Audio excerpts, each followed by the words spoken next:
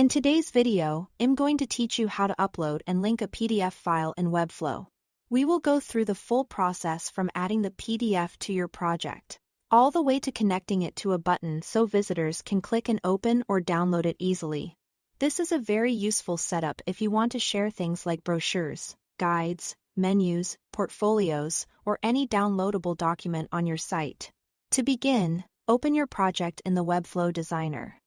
Once you are inside the designer, go to the left sidebar and click on the Assets panel, which is the icon that looks like layered images.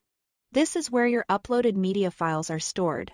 From there, click the Upload button or simply drag and drop your PDF file directly from your computer into the Assets panel. Keep in mind that uploading a PDF directly into Webflow requires a paid plan.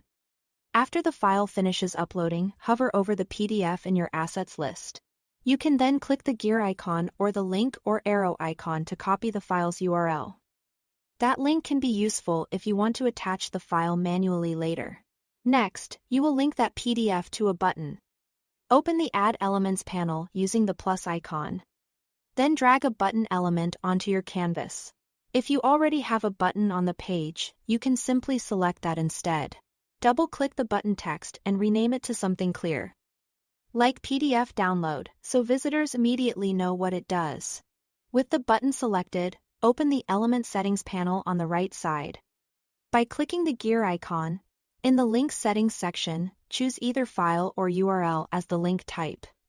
If you are on a paid plan and you see the file option, select it.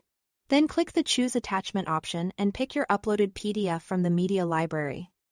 This is the most direct method inside Webflow. If you don't have a plan that supports file uploads, you can host the PDF somewhere else, such as a cloud storage service. Upload your PDF there, locate the file, open its sharing settings, and copy the shareable link. Then return to Webflow, paste that link into the button's URL field, and make sure to check the box to open it in a new tab. That helps keep your website open while the PDF loads separately. Once everything is linked, click Preview to test the button and make sure it works correctly. If the PDF opens as expected, the final step is to publish your site so the link becomes live for your visitors. That's all to it. Thanks for watching.